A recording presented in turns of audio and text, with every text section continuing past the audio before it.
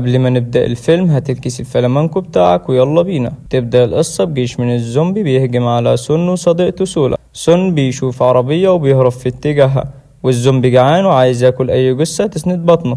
بيقفل عليها في العربية وبيقول لها اتفرجي هعمل لك فيهم ايه. بيحاول يبعدهم لكن الكترة تغلب الشجاعة، وسولا قلبها وقع في رجليها من الخوف، فطلع فوق العربية وقال الزومبي المكتوب في بطاقته راجل يطلع لي. فبيطلع واحد قال له ضحكت عليك يا اهبل، وسابه ونزل. بيلاقي حبيبته بص عليه فحب يعمل قدامها بجامد ما بيخافش، فضرب الارض وقال لهم اللي هموته ما يزعلش. الزومبي قال له الله ده انت قلبك جامد بقى، لازم اكل منه حته. واتلموا عليه كلهم وكلوا لما شبعوا. الزومبي ده جاي منين وايه حكايته؟ بنرجع بالزمن 24 ساعه وبنشوف 2 حراميه داخلين يسرقوا حيويه وبيقولوا يا رب كرمنا. بيلاقوا سلاسل ذهب وسونغ عينه بتصغر من الفرحه، لكن بيسمعوا صوت قطه. سونغ قال لها هش وبتخربشه من رقبته. المساعد قال له اطلع موتها واكل ناسك. قال له حرام عليك يلا هتموت حيوان، انت ما بتخافش من ربنا. وبيكمل سرق وبيمشوا من المكان. بس سونغ حاسس انه مش طبيعي وفهم ان القطه نالت له فيروس. ساكي قال له مالك يا معلم في ايه؟ سونغ قال له كلام مش مفهوم. قال له انت بتعد البضاعه اللي سرقناها ولا ايه يا معلم؟ واحنا مستلفينها؟ بيقرب عليه يطمن وفجاه بيعض بوحشيه وبيقع في الميه. تاني يوم الدنيا جميله ومفيش حد حاسس بالكارثه اللي حصلت. في الوقت ده بيطلع سونغ من الميه وبدا يظهر عليه اعراض الزومبي، وكان جعان وبيبحث عن فريسه. في نفس المدينه بنشوف شاب اسمه سون بيصحى على صوت المنبه، بيلبس الطقم اللي على الحبل وبيظبط شعره وبيتجه لمكان شغله. وكان شغال في مول وسط المدينه ومعجب بصديقته سولا اللي شغاله معاه، واشترى تذكرتين سينما عشان يخرج معاه. في الوقت ده بنشوف ناس ملمومه. بيتفاجئ ان سونغ مسك حمامه واكلها وهي صاحيه. طلبوا من الشرطه تقبض عليه. قال لهم اللي هيقرب من الحمامه هموته، عديني يا عونج اوعى يا مدلدل. في الناحيه التانيه ام سون بتكلمه وتطلب منه يسيب شغله ويرجع يعيش معاهم، لكنه رفض لان البنت اللي معجب بيها شغاله معاه. وفجاه سون خبط في الموبايل واتكسر منه. قال له انت مجنون يا عم، انت مش تفتح. بيشوف سول اللي معجب بيها قدامه بتتخانق مع شباب بيعكسوها، وسونغ بيستغل انه مش مركز معاه وبيمشي. قال لهم حصل خير يا جدعان، دي زي اختكم. وخدها ومشي، فضربوه على قفاه وشكله وحش قوي قدامها. قال له انت قد القفا ده، وبيضرب الاتنين بمنتهى القوه وبيكسر عظمهم. فبيهربوا من المكان. وبعد ده كله سولا قالت له انت كبرت الموضوع. قال لها موضوع ايه اللي كبرته؟ دي صوابعهم لسه معلمه على قفايا. وطلب منها تيجي معاه السينما. قالت له بعد الشغل نشوف الموضوع ده. بعدين بيوصلوا المول وسولا سابته واتجهت لمكان شغلها. بنشوف صاحبه المول وكانت ست مفتريه. شافت سون وقالت له فين ايجار الشهرين اللي فاتوا؟ انت هتسكن ببلاش ولا ايه؟ قال لها غصب عني، الحياه صعبه، دي الطعميه بقت بجنيه. اكلمك وقت تاني بقى عشان شوقي بيندهلي. ايوه يا شوقي جاي اهو. بيوصل للمكتب اللي شغال فيه ويا ريته ما وصل. بيهجم عليه زومبي لكن بيديله شلوت بيطبق عظم صدره. وبنكتشف انه مقلب من مقالب صديقه اليوتيوبر ساكو باكو كاكو. وقال للناس اشتركوا في القناه وفعلوا زر الجرس. ترن ترن. قال له تين تين ايه هي ناقصه لبخ في الكلام. بالصدفه بيشوف سولا وبيقول لها تعالي سلمي على الفنز، وبيحط ايده على كتفها والموضوع بيستفز سون. بيدخل المكتب يبدا شغله بس مركز مع سولا اللي بتتشقط منه. فبياخد صاحبه وبيفتح معهم كلام عشان يبعدوا عن بعض. سأله صفحتك عليها كام مشترك؟ فحط رجل على رجل وقال له انت فاكر اني مبتدئ ولا ايه؟ انا عندي 10 متابعين وداخل في ال11. في الوقت ده الزومبي واقف قدام المول بيتشمس. فبتيجي عربيه والسواق بيقول له عديني، انت واقف كده ليه؟ قال له امشي من قدامي بدل ما اقطع دماغك والعب بيها كوره. قال له اسف يا باشا. وبيكون قدام المول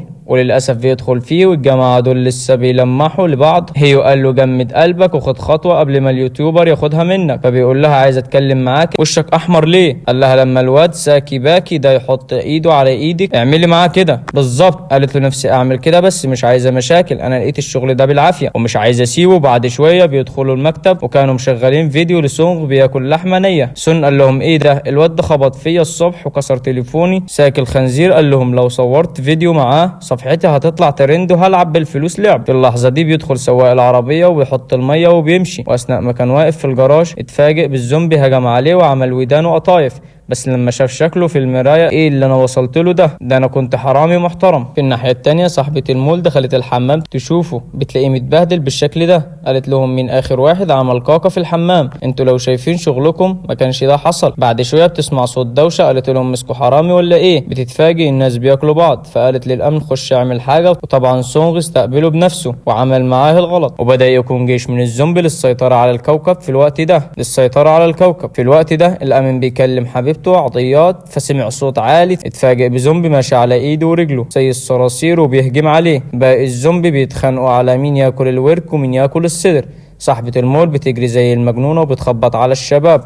سون اتخض وفتح الباب، قالت لهم الحقوني، في وحوش في المبنى. وبتشوف سونغ على الشاشة وبتقول لهم هو ده اللي بياكل الناس. وقالت لهم الشرطة لو شمت خبر هتقفل المول. ساكي باكي كاك بتجيله الفرصة لحد عنده عشان يسجل فيديو بيتحرك من المكتب. سولا قالت للأمن مش هتيجي ولا ايه؟ قال لها لا استناكم هنا. وبنتفاجئ انه اتصاب بالفيروس. بيوصلوا لمكان الزومبي وساكي الخنزير بيصور فيديو يوتيوب وهيعملها على نفسه من الخوف. والزومبي قال له انت بتصورني وانا مش واخد بالي، هات الموبايل ده. وبيحاول يدخل لكن سون منعه، فبيطلع فوق تاني. وساكي الخنزير صور فيديو هيطلعه ترند. سولا قالت له ارمي الزفت ده. قال لها اهدي يا مجنونه، لازم فانزاتي يشوف الفيديو. قالت له هم الخمسه سته اللي عندك بتسميهم فانزات؟ وفجاه وصل زعيم الزومبي المعلم سون، لكن سون ضربه شلوت طبق ريش صدره. بيحاول يعضه باي طريقه لكن سون ضربه وبعته للشباب. قال لهم مساء الفل يا شباب. ساكي الخنزير ندل، خد موبايله وزق هيو عليه. سون بيحاول ينقذ صاحبه لكن بيبعده وبيعض هيو وبيحولوا زومبي. وباقي الشباب بيدخلوا يستخبوا في المكتب. سون اتخانق مع ساكي وقال له ضحيت بصاحبك عشان الشهرة. قال له بكره تبص رجلي عشان تتصور معايا. سولا قالت لهم مش وقته الكلام ده، لازم نشوف حل المصيبة دي. وفجأة الأمن المصاب ورا صاحبة المول. وساكي الخنزير بدل ما ينقذها بيصورها، فبيهجم عليها وقال لهم تعالوا كلوا جثة هنية تكفي 100. بيهجم عليهم لكن سون ضربه فبيهجم عليه تاني. والجماعة الخنازير سابوه وطلعوا. وسون بيمسك شمروخ وبيموته. في الوقت ده هو بيهجم عليهم وساكي الخنزير بيمسك سولا عشان يفادي نفسه لكن سون بيسحبها في اخر لحظه. وهي بيقعد ساكي الخنزير قال لهم امانه عليكم، لو الصفحه جابت دولارات اعملوا لي كل دير صدقه جاريه. وبيتبقى الاتنين دول في المول كله، فبيدخلوا يستخبوا في مخزن. والتعب باين عليهم. قالت له هنتصرف ازاي في المصيبه دي؟ قال لها جات لي فكره، ندخل اي مكتب في تليفونه ونتصل بالاسعاف. قالت له اسعاف ايه؟ هو احنا مصابين؟ هنتصل بالمطافي. وبيتجهوا لاقرب مكتب وفجاه هي وخدوا بالحضن وبيحاول يعضه وهو بيحاول يبعده. وساكي الخنزير كمان بيوصل حتى وهو زومبي بيتحرش بيها. سولا بتفتكر كلام سون وهو بيعلمها تدافع عن نفسها وبتكمل على دماغه وبتضرب هي وبتقتله. بيوصلوا لمكتب بس بيلاقوا التليفون بايظ. سون قال له بترن على مين؟ عايز تبلغ عني؟ لكن سون مش بيتفاهم وبيطير عليه مقص بيجيب اجله. وبيطلعوا يواجهوا الزومبي لكن عددهم بيزيد.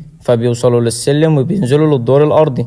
وبنشوف نفس المشهد اللي شفناه في أول الفيلم. بيدخل سولا العربية وبيحاول يقتل أكبر عدد لكن الكثرة تغلب الشجاعة. بيتلموا عليه كلهم ومش بيقدر يقاومهم. سولا بتجيب طفاية حريق وبتبعد كل الزومبي عنه. سبحان الله بيكون سليم وما حصلوش أي حاجة. بيوصلوا للجراج وبيبحثوا عن أي مكان يطلعوا منه. وفجأة سون بيحس بتعب. سولا خافت ليكون اللي في دماغها حصل. قال لها ما تقلقيش مفيش حاجة. وبنتصدم بالخنزير ده جاي عليهم.